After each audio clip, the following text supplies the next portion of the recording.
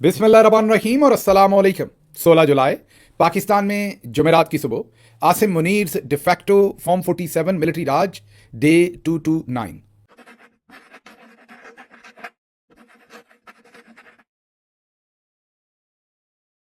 आज की अहम तरीन खबरों में सबसे पहले आपके सामने अपडेट रखते हैं कश्मीर से, क्योंकि आपको पता है कि पिछले 2 दिन के अंदर वहाँ बहुत सारी शहादतें भी हुई हैं, गोलियां भी चली हैं, ऑपरेशन भी हुआ है। लेकिन अब वहाँ से स्टेज से जो ऐलानात किए गए हैं उससे एक तरफ तो आप ये कह सकते हैं कि हौसला अफजा सूरत हाल नज़र आ रही है, लेकिन दूसरी तरफ आप ये भी कह सकते हैं कि सूरत हाल मज़ीद गंभीर होती हुई भी नज़र आई है। कल जो धरना है वहाँ पर जहाँ से उन्होंने लॉन्ग मार्च के लिए निकलना था, आपको पता है कि कल 15 तारीख को ये लॉन्ग मार्च के लिए निकलने का पूरा प्रोग्राम था, उसके लिए लोग इकट्ठे हुए थे। और जो मौजूदा हुकूमत है उनका अगर आप तरीका वारदात पाकिस्तान तहरीक इंसाफ के साथ देखें या किसी भी और एहतजाजी तहरीक के साथ देखें तो वो यही होता है कि वो टाइम गेन करते हैं। अमूमी तौर पर जब आप मुज़ाकरात के अंदर टाइम गेन करते हैं और अगर आपकी कोई इंटेग्रिटी हो, आपकी कोई ऑनेस्टी हो, तो आप जो ज़ुबान करते हैं आप वो पूरी करते हैं। जैसे आपको पता है कि पिछले साल कश्मीरी यही जो एक्शन कमेटी है इनके साथ जो मुज़ाकरात किए गए, हालांकि लाशें गिरी तब भी उन्होंने लाशें उठाई अपने बच्चों की, उसके बावजूद उनके साथ जो वादे किए गए उनमें से शायद एक आध के अलावा बाकी तमाम वादे पूरे ना किए गए। इस साल दोबारा उन्हें एक के बाद दूसरा लॉलीपॉप दिया गया। अब से 2-3 हफ्ते पहले से मौलाना फजलुर रहमान को इस सारे काम के अंदर पाकिस्तानी मिलिट्री जर्नल्स ने डाला। उन्होंने मिलिट्री जर्नल्स के कहने पर, जाहिर है वो मुंह पर तो ये नहीं कहते, वो सामने सामने तो यही कहते हैं कि उन्हें दूसरी पार्टी ने एंगेज किया, लेकिन जाहिर है फजल रहमान साहब को जितना हम जानते हैं या जितना हमारा एनालिसिस है वो किसी सूरत भी इस काम के अंदर ना आते अगर उन्हें मिलिट्री जर्नल्स की तरफ से आशीर्वाद ना होता। वो इस काम के अंदर आए, लेकिन वहाँ से भी जो कुछ कमरो ज़मान कायरा या तारिक फजल चौधरी या राना सनाउल्लाह दूसरे लोगों से करवा रहे थे, जी हाँ, इन तमाम लोगों से वो वही करवा रहे हैं जो अब उन्होंने फजल रहमान साहब से करवाने का सोचा है, या बिलावल जरदारी से। और वो क्या है कि वादे करो बाद में पूरे मत करो। कौन सी उनकी अपनी इंटेग्रिटी ख़राब होनी है? अपनी तो उनकी ख़राब है, उसकी उन्हें परवाह नहीं है, इनकी उन्होंने रहने नहीं देनी। पहले भी पिछले साल भी इन्होंने वादे किए लेकिन पूरे नहीं किए। अब जाहिर है उन लोगों को थोड़ा सा पीछे किया, अल्दो वो भी मुज़ाकरात में शामिल हैं, लेकिन फ्रंट पर बिलावल जरदारी और उनके साथ फजल रहमान साहब को किया है। अब उनको इस्तेमाल करेंगे। बहरहाल आज जो स्टेज था धरने का, वहाँ से ये ऐलान किया गया कि तवील मुज़ाकरात के बाद क़यादत की जानिब से लॉन्ग मार्च को आर्जी तौर पर मुलतवी करने का बाज़ाब्ता ऐलान कर दिया गया है। वहाँ से कहा यह गया है कि हुकूमत को मुतालबात पर अमल दरामद के लिए 21 जुलाई तक की मोहलत दी गई है। अगर मुकर्ररा मुद्दत तक वादे पूरे ना किए गए या मुतालबात मंजूर ना हुए तो 22 जुलाई से दोबारा लॉन्ग मार्च का आगाज़ किया जाएगा। तो मतलब 1 हफ्ते के लिए ये डिले हो गया। वहाँ से जब बातचीत की तो जो उनके लीडरान हैं उन्होंने वहाँ से तकरीर करते हुए ये बताया कि मुज़ाकरात के लिए उन्होंने इस सारे मामले के लिए आर्मी चीफ को एक ख़त लिखा। आर्मी चीफ की जो किचन कैबिनेट है उनमें से किसी ने ये ख़त आर्मी चीफ तक पहुँचाया। आर्मी चीफ उनके मुताबिक तुर्की में थे और उन्होंने वहाँ से ये अहकामात भेजे कि ये लोग जो भी धरना दिए बैठे हैं और ये उसके बाद लॉन्ग मार्च करना चाहते हैं, ये ज़रा थोड़ा सब्र करें, मैं खुद इन मामलात को देखता हूँ और इनके साथ मुज़ाकरात करवाता हूँ।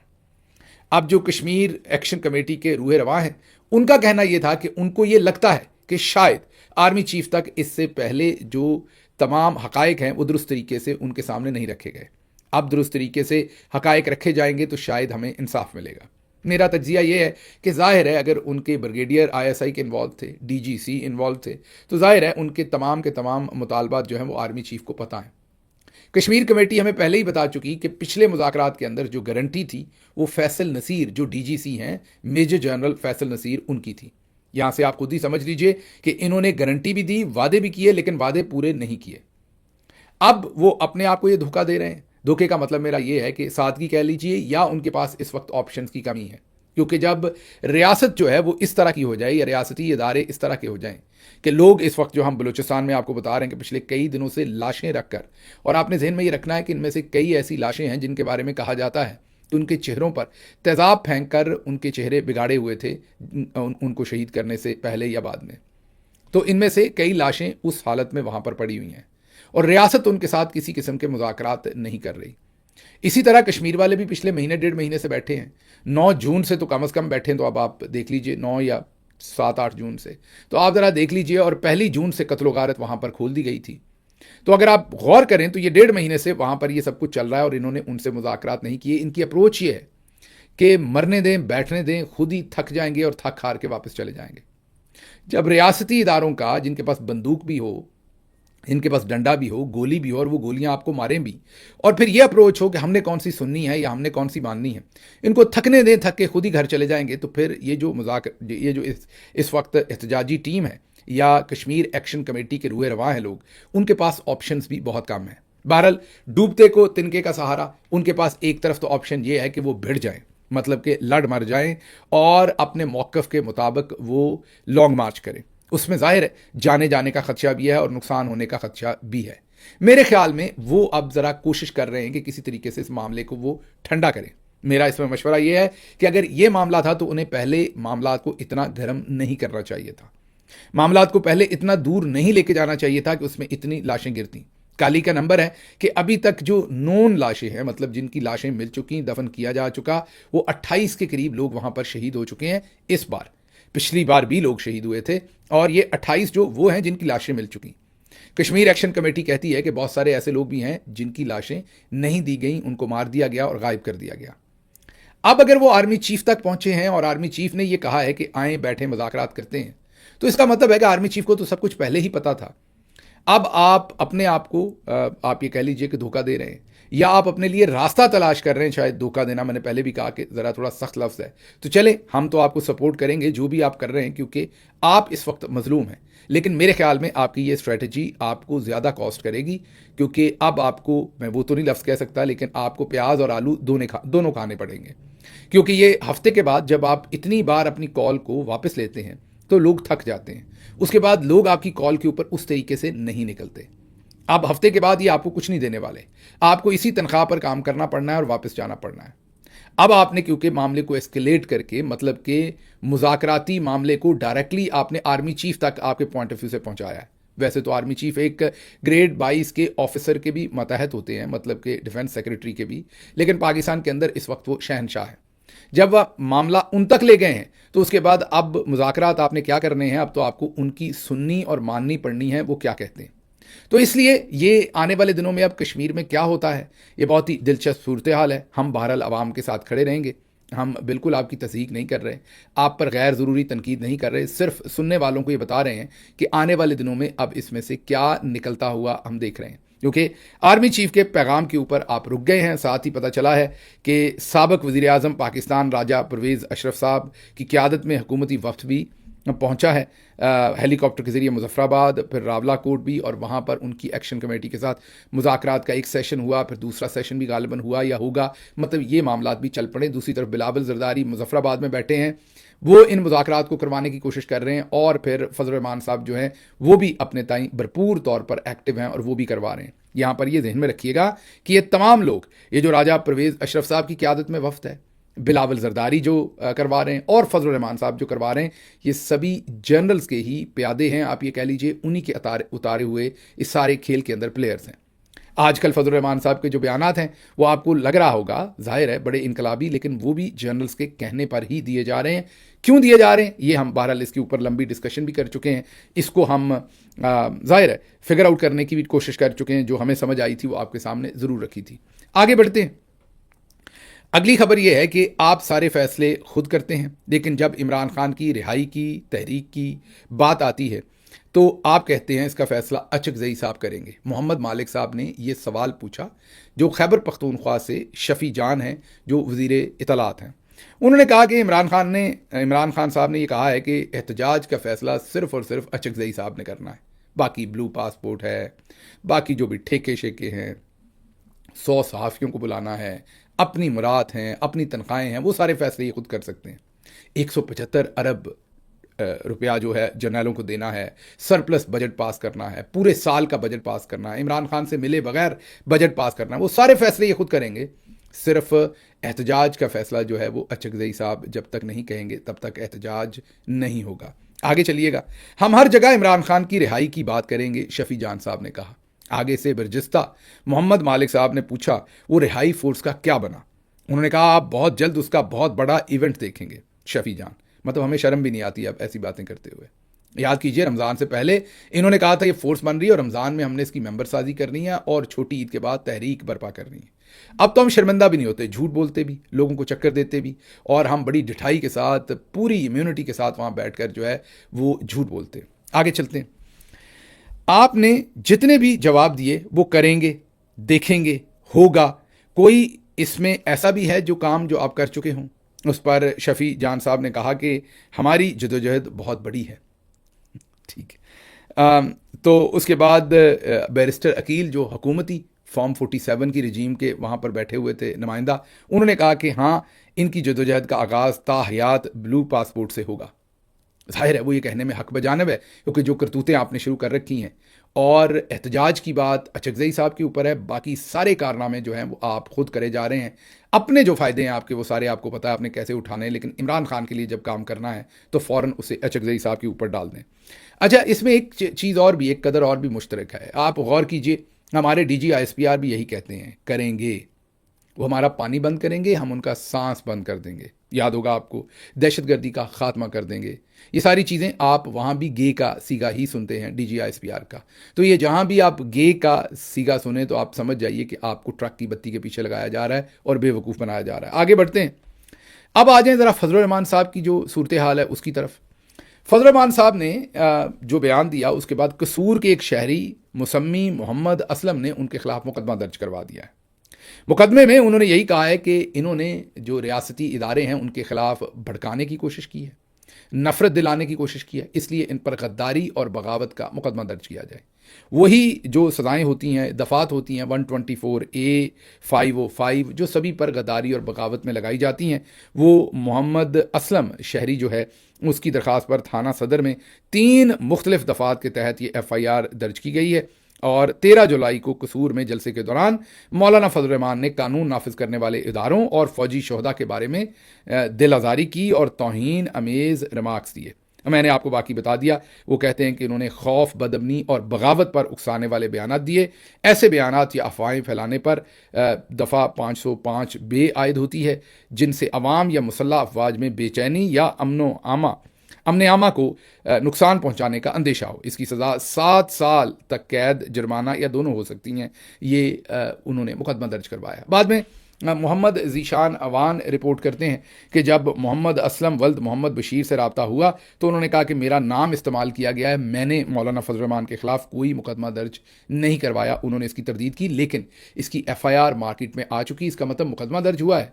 वो चौधरी साहब ने करवाना था, जाहिर है ये मुकदमे होते ही चौधरी साहब के कहने पर दर्ज हैं, पाकिस्तानी मिलिट्री जर्नल्स और ISI के कहने पर। जाहिर है उन्होंने फ़र्जी तौर पर ही ये जो मोहम्मद असलम वल्द मोहम्मद बशीर का या तो नाम इस्तेमाल कर लिया होगा या उसको पैसे वैसे दे के मुकदमा करवा दिया होगा। बाद में उन्होंने कह दिया होगा मैंने नहीं किया। अब इसमें सूरत हाल दुरुस्त क्या है ये हमें अभी तक नहीं पता।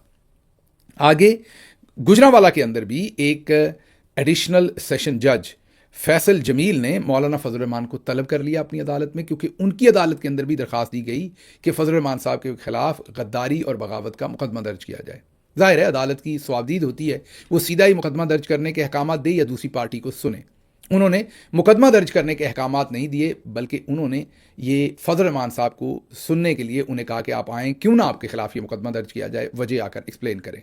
तो अब गुजरांवाला में भी साइमल्टेनियसली ये काम चल गया। उम्मीद हम यही करते हैं कि अगले 1-2 दिन में सिंध में, बलूचिस्तान में, क्योंकि हमारे साथ तो ऐसे ही होता था, कई सारे सूबों में ही हमारे खिलाफ मुकदमे हो जाते थे, तो उम्मीद करते हैं कि आने वाले दिनों में बाकी जगहों पर भी फजल रहमान साहब के खिलाफ ये मुकदमे होंगे। अब आप चाह रहे हैं कि मैं चाह रहा हूँ कि हों, नहीं, मैं इनकी मजम्मत करता हूँ, ये मुकदमे नहीं होने चाहिए और इनको फौरी बंद होना चाहिए ये सारा काम जो हमारे मिलिट्री जर्नल्स करते हैं। लेकिन मैं आपको बता ही रहा हूँ कि जो माजी में हमने होते हुए देखा, वो हमें उम्मीद है कि दोबारा वही जो एक इनका टेक्स्ट बुक, एक आप ये कह लीजिए स्ट्रेटजी है, वो दोबारा से या प्रैक्टिस है, उसको दोबारा से ये रिपीट करेंगे। तो अब गुजरांवाला के अंदर भी एडिशनल सेशन जज की अदालत के अंदर फैसल जमील उनका नाम है, इस मुकदमे के बारे में बातचीत चल पड़ी। अच्छा, फिर सुलंगी साहब, आपको अमार सुलंगी, एक ऐसा अकाउंट जिसे मुन्ना मुनीब ने, जिसका पर्दा चाह कर दिया था और कहा था कि ये मेजर जनरल फैसल नसीर जो DGC हैं ISI के, ये उनका अकाउंट है। अब वो अकाउंट लिखता है कि मौलवी फजल रहमान को 1 लाख रुपया भिजवा दिया है,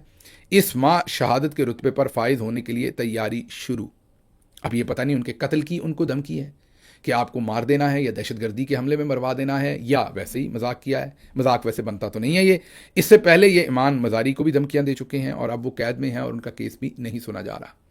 अब ये जो सोलंकी साहब हैं, अमार सोलंकी, इन्होंने ये जो ट्वीट किया है, इसके बाद अब अगर तो ये मजाक है तो बहुत ही बेहुदा मजाक है। अगर ये मजाक नहीं है तो फिर जाहिर है डायरेक्टली धमकी है कि आपको अब कत्ल कर दिया जाना है 1 महीने के अंदर। और आपने क्योंकि कहा है कि तनख्वाह पर लोग शहीद होते हैं, तो हमने आपको 1 लाख रुपया भिजवा दिया तनख्वाह के तौर पर, और अब आप शहीद होने के लिए तैयार हो जाएं। बहुत ही बेहुदा ये ट्वीट है। इसी ट्विटर अकाउंट ने एक और ट्वीट किया है और वो कहा है कि मौलाना फजल रहमान के खिलाफ नैब खैबर पख्तूनख्वा की मुबैना इंक्वायरी और उनके ख़ानदान के असासों से मुतल्लिक सवालात ऐसे ही ख़त्म नहीं हो सकते। अवाम जानना चाहते हैं कि ये मकानात, प्लॉट्स, बैरून मुल्क जायदादें कैसे बनी। लीबिया से पेशावर में मदरसे की तामीर के लिए आने वाले मामलात, बेटे के असदुर रहमान ने जो करप्शन की है वो, जो भाई इनके बल्दियाती इलेक्शन के अंदर जीते थे लुत्फ़ुर रहमान, उनके असास से, वही हमने ये पहले भी आपको बताया था, ये दोबारा ट्वीट किया गया है। ये हमारे जर्नल्स का पुराना काम है, जब इन्होंने किसी को गंदा करना होता है या हीरो बनाना होता है तो ऐसे मुकदमात जो हैं वो बाहर निकाल लिए जाते हैं। तो अब फजल रहमान साहब को एक तरफ कहा जा रहा है कि 1 लाख आपको भेज दिया है, शहीद होने के लिए तैयार हो जाएं। दूसरी तरफ कहा जा रहा है कि आप पर जो नैब के केसेस हैं आपको उनका जवाब देना पड़ेगा। अब देखिए इनकी बेशर्मी हमारे जर्नल्स की कि 1 दिन पहले तक या हफ्ता पहले तक इन्हें नैब के केसेस की कोई परवाह नहीं। जैसे ही इनको सूट करता है तो ये नैब के केसेस की धमकियां देना शुरू कर देते हैं। फिर ताहिर अशरफी साहब वो मैदान में आ गए। उन्होंने एक बहुत ही लाजवाल किस्म की जो है वो तकरीर कर दी और उसमें वो थोड़ा सा जाहिर है वो आपदीदा भी हो गए, उनके आंसू भी निकल गए, आवाज़ भी भरा गई। उन्होंने कहा कि फ़ौज के जवानों से मैं माफ़ी मांगता हूँ, शोहदा की माँओं और बच्चों से माफ़ी मांगता हूँ। ये बेटे पैसों से नहीं तोले जाते। हम हर नमाज में शहादत की दुआ करते हैं। और उन्होंने कहा कि अभी मैं ज़िंदा हूँ और हमारी ज़िंदगी में कोई शोहदा की ऐसे तौहीन नहीं कर सकता। अच्छा, उन्होंने इसमें एक स्टेटमेंट दी कि मैं हर नमाज के बाद शहादत की दुआ करता हूँ। उस पर राजा अदील जो अरशद शरीफ साहब के प्रोड्यूसर थे, उन्होंने एक बड़ा ज़बरदस्त ट्वीट किया। उन्होंने कहा कि मौलाना, सरहद पर आपने जाना नहीं है और हलवे के अंदर किसी ने बम रखना नहीं है, तो आपकी शहादत होने के चांसेस नहीं हैं। इसके अलावा असद तूर ने यह दुआ की कि अल्लाह इनकी इस ख्वाहिश को रातों रात पूरी कर दे। मतलब उन्होंने ये ख्वाहिश का इज़हार किया कि मौलाना ताहिर अशरफी साहब जो हैं वो रातों रात ही बेशक शहीद हो जाए। ये उनकी दुआ है, उन्होंने दुआ की है, हम तो नहीं ऐसी बात कह सकते। लेकिन मेरा नहीं ख्याल कि मौलाना साहब जो हैं वो शहीद हो सकते हैं, क्योंकि ये मैं गलत हो सकता हूँ, लेकिन मेरे ख्याल में ये शर्फ जो है वो अल्लाह ने मौलाना साहब के लिए नहीं रखा हुआ। आगे बहरहाल उन्होंने ये जो बातचीत की, रोते हुए भराई हुई आवाज़ में क्या कहा, सुनिए। ये गुजारिश करूंगा और मैं माफी मांगता हूं अपने फौज के जवानों से, मैं माफी मांगता हूं उन शुहदा की माओं से, मैं माफी मांगता हूं उन शुहदा के बच्चों और अहले खाना से जिनको आना पड़ा कि वो आके कहे सोशल मीडिया पर कि हमारे बच्चों की तौहीन ना करो, हम जिंदा हैं अल्हम्दुलिल्लाह, हम अभी मरे नहीं है, ये कौम जिंदा है, किसी को अपने शुहदा की तौहीन नहीं करने देगी। मैं उस मां को जो कल रात कह रही थी कि बताओ कितने पैसे चाहिए तुम्हें, मैंने बेटा शहीद करवाया है, तुम बताओ मैं तुम्हें पैसे देती हूं, अगर पैसों से बेटे तोले जाते। अब आपने सुन लिया। अब मुझे हैरत इसमें यह है कि आप सबको याद होगा कि एक माँ ने आहो बका की थी कि मेरे बच्चे का जस्द खाकी ला दिया जाए, जो इंडिया में कारगिल में लड़ते हुए शहीद हो गया। उस वक्त ताहिर अशरफी साहब कहाँ थे? इन्होंने उस माँ से माफ़ी क्यों नहीं मांगी? उस माँ के लिए आवाज़ क्यों नहीं उठाई? उस शहीद के लिए उस वक्त आवाज़ क्यों नहीं उठाई? फिर ख्वाजा आसिफ साहब ने कहा था कि सारी जंगें ये हारे हैं, इनके पल्ले कुछ नहीं है, और ये मतलब कि आप ये कह लें कि उन्होंने ऐसे ही कहा था कि ये शहीदों को इस्तेमाल करते हैं, तब ये बिल्कुल नहीं बोले। फिर शेख मुजीब जो है वो बागी था, ये कहना था। जाहिर है जो हमारे बहुत ही हर दिल अजीज़ हमारे फ़ौजी जनरल्स के जो याया ख़ान हैं वो उस वक्त के आर्मी चीफ़ थे और ज़ाहिर है इनके हर दिल अजीज़ होंगे। उन्होंने कहा था कि वो बागी है, उसके ख़िलाफ़ कार्रवाई करनी है। लेकिन जो नवाज़ शरीफ हैं वो कहते हैं वो बागी नहीं था, वो मुहिब वतन था, उसके ख़िलाफ़ कार्रवाई नहीं करनी। और फिर ये भी बताया गया कि किस तरीके से हमारी फ़ौज ने वहाँ पर सरेंडर कर लिया और जीते नहीं। ख्वाजा आसिफ ने तो कहा था ये कभी भी नहीं जीते, आप इनकी कोई जंग भी देख लें, इन्होंने हमेशा कौम की नाक कटवाई है, इन्होंने हमेशा कौम का सर नीचा किया है। उन्होंने तो ये भी कहा था कि आप किसी इंडिपेंडेंट कमीशन से इंक्वायरी करा लें, सबका सर शर्म से झुक जाएगा कि किस तरीके से इन्होंने हमेशा हर जंग हारी है और कौम को बदनाम करवाया है। ये ख्वाजा आसिफ के बयान थे। अब हमें ये समझ नहीं आती कि ना उस माँ के बयान पर, ना जो सूरत हाल थी कतर में बनी कि हम लड़ने की बजाय, हम लड़ते तो इतनी जल्दी इंडिया जो है वो ढाका के ऊपर कब्जा ना कर पाता, हम तो लड़े ही नहीं। इस पर किसी दिन दोबारा बहस करेंगे। हमने तो, हमारी फौज ने तो लड़ने से इनकार कर दिया था, हम तो लड़े बगैर ही सरेंडर कर गए थे अनफॉर्चुनेटली। तो बहरहाल उस सारे वक्त में ताहिर अशरफी साहब बिल्कुल ज़िंदा होंगे, या इनके बुज़ुर्ग ज़िंदा होंगे, चलें 71 में, ये नहीं तो, या बाद वाले मामलात में तो ये ज़िंदा थे और प्रैक्टिस भी कर रहे थे पॉलिटिक्स को भी और अपनी जो भी मजहबी मामलात हैं उनको भी। लेकिन तब इनको शर्म क्यों नहीं आई, या ये तब माफ़ी क्यों नहीं मांगे, और या तब क्यों नहीं बोले, पता नहीं। तब पेट से कपड़ा उठा रहे होंगे तो पेट नंगा होता होगा और वो बुरा लगता होगा। अब उठा रहे हैं, अब हो सकता उन्हें पेट बुरा ना लगता हो। तो ये ज़रा सुन लीजिएगा, माजी में ये माँ ने क्या कहा, ख्वाजा आसिफ ने क्या कहा, नवाज़ शरीफ साहब ने क्या कहा, याया खान साहब ने क्या कहा। उसके बाद ये भी सुन लीजिएगा कि हमारी फ़ौज वहाँ नहीं लड़ी और हथियार डाल दिए, लड़े बगैर ही, और वहाँ पर जो मामलात हमारे साथ 71 में बने वो सब कुछ ज़रा सुन लीजिए और फिर सोचिए कि इनको तब इस तरह की शर्म क्यों नहीं आई। हमारी मुशर्रफ साहब ने ऑन ही नहीं किया। इंडिया वालों ने कहा कि हम डेड बॉडीज हमारे पास महफूज हैं, तो मैं बड़ी रोई पीटी, मैंने कहा कि करें इस फिल्म की, करिए कुछ करें। बॉडीज क्यों नहीं वापस ली हमने? कुछ बॉडीज नहीं ली, शायद इसी वजह से कि कैजुअलिटीज नहीं बताना चाहते थे कितनी हुई हैं। और अगर 500-600 आदमी थे और उसमें 300 मारे गए तो आधी फौज जो हिस्सा ले रही थी वो तबाह हो गई। आप क्या समझते हैं कि एक नाकाम ऑपरेशन था? यकीनन। उसका कोई एग्जिट प्लान? जनाबे वाला, ये वही वजीरी हैं कि जब पाकिस्तान की फौज ने आजाद कश्मीर में जाने से इनकार किया था तो ये लश्कर लेके गए, और आज जो आजाद कश्मीर आपके पास है इन्होंने आजाद करवाया था। ये पाकिस्तानी फौज का तोहफा नहीं है, ये उन कबायली लश्करों का तोहफा है जिन्होंने वतन अजीज की आजादी के 6 माह बाद ही अपने खून का नजराना पेश किया। I would like to make it absolutely clear that we shall defend our honor. We shall defend our territorial integrity with all the forces at our command. Armed. In other words, Sheikh Mujibur Rahman has committed acts of treason, acts of open rebellion, inciting armed rebellion against the state. And being a citizen of Pakistan, he shall be dealt with according to law of Pakistan. माजी में बागी बनाते रहे हैं। शेख मुजीबुर रहमान बागी नहीं था पाकिस्तान का, वो पाकिस्तान का सख्त हामी था वो, लेकिन हमने उसको बागी बनाया, उसको धकेला और ताकि वो बगावत करे। मैं ये सारे दुख गम भूलना चाहता हूँ, मुझे भूलने दो यार इनको, मुझे मेरी मदद करो कि मैं इनको भूल जाऊं और जख्म न लगाओ मेरे। That Awami League as a party has been banned. That does not mean that every Awami Leaguer was anti-Pakistan. So the Awami League MNAs remain MNAs, but they don't remain Awami League MNAs. They become independent MNAs. सुन लिया आपने, लेकिन इसमें एक और चीज़ भी नज़र आती है। ये एक ज़रा वीडियो देख लीजिए, ये हेडलाइन के तौर पे चली थी। फजल रहमान साहब ने ताहिर अशरफी साहब को एक प्रेस कॉन्फ्रेंस में बैठे हुए बदतमीज़ी के साथ वहाँ से उठा दिया था। वैसे ये उनकी ज़्यादती थी मेरे ख्याल में, जो भी एतराज़ात ताहिर अशरफी साहब पर सियासी तौर पर अपनी जगह, लेकिन ये जो फजल रहमान साहब ने उनके साथ हरकत की थी ये दुरुस्त नहीं थी। जिस तरीके से उन्हें वहाँ से हटाया था वो बिल्कुल उन्हें इस तरीके से इनके साथ बदतमीज़ी नहीं करनी चाहिए थी। बहरहाल शायद ये भी एक वजह हो जो आज वो खुल खिलाकर सामने आए हैं और उन्होंने इस सारे मामले के ऊपर बातचीत की है।